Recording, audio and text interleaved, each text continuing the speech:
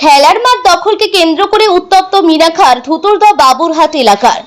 খেলার মাঠ দখল করে বিল্ডিং নির্মাণ, প্রতিবাদ করায় জুটেছে মার। খেলার মাঠ দখল করে বিল্ডিং নির্মাণের অভিযোগ খোদ শাসক দলের কর্মীর বিরুদ্ধে।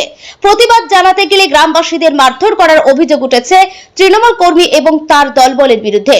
শিরোনামে উত্তর 24 পরগনার মিনাখার ধুতুরদা বাবুরহাট খেলার মাঠ দখল করে বিল্ডিং তৈরির অভিযোগ এলাকার তৃণমূল কর্মী সাইফুদ্দিন গাজীর বিরুদ্ধে। আর এ নিয়ে গত 15ই জানুয়ারি বিক্ষোভে সামিল হয়েছিলেন বাবুরহাট এলাকার গ্রামবাসীরা। আজ সকালে উত্তপ্ত হয়ে ওঠে বাবুরহাট বাজার এলাকা। সূত্রের খবর, সাইফুদ্দিন গাজীর অনুগামীদের সঙ্গে গ্রামবাসীদের মারামারিতে আহত আনুমানিক 3 জনকে গুরুতর অবস্থায় মিনাকা হাসপাতালে ভর্তি করা হয়েছে। ঘটনায় চাঞ্চল্য ছড়িয়েছে এলাকায়।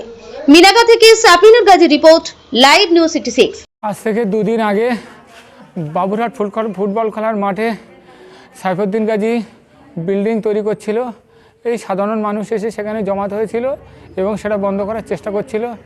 তো আমরা সাধারণ মানুষ ওখানে বাধা দিয়েছিলাম। বাধা দেওয়ার পরে প্রশাসন গিয়েছিল। প্রশাসন যাওয়ার পরে প্রশাসন বলল ঠিক আছে, আমরা বন্ধ করে দিয়ে যাচ্ছি।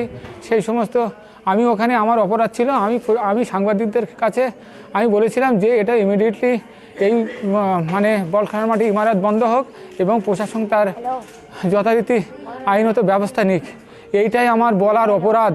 এই বলার অপরাধে আজকের পুনরায় আবার সেই জায়গায় ট্রলি গাড়ি করে মাটি ফেলছিল এবং আমরা আমাদের প্রতিনিধি যেমন পঞ্চায়েতের প্রধান, পঞ্চায়েতের যারা পঞ্চায়েত লেভেলের যারা আমাদের আছে তাদেরকে জানালাম।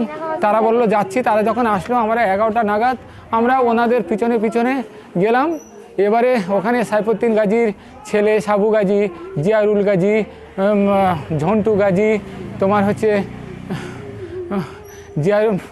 আলী গাজীর ভাই, আলী গাজীর জামাই, ওদের আমি নাম বলতে পারবো না।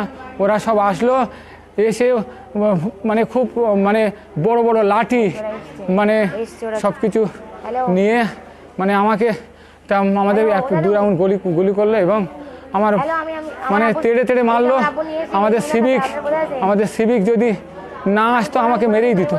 গুলি করলো। প্রথম আমি ছুটে পালাচ্ছিলাম। আমার মোবাইল ফোনটা তখন নিয়ে নিল। আমার মোবাইল ফোন যথারীতি প্রশাসনের বন্ধুদের কাছে, স্যারেদের কাছে আমার অনুরোধ, আমার প্রশাসনের আমার মোবাইলটা উদ্ধার করুক, যাতে সমস্ত ডকুমেন্ট আছে।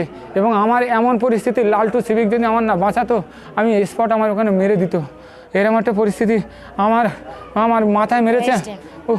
আমি এখানে দাঁড়াতে পারছি না, বসতে পারছি না। আচ্ছা, আপনারা কি তাদের শাস্তি চাইছেন?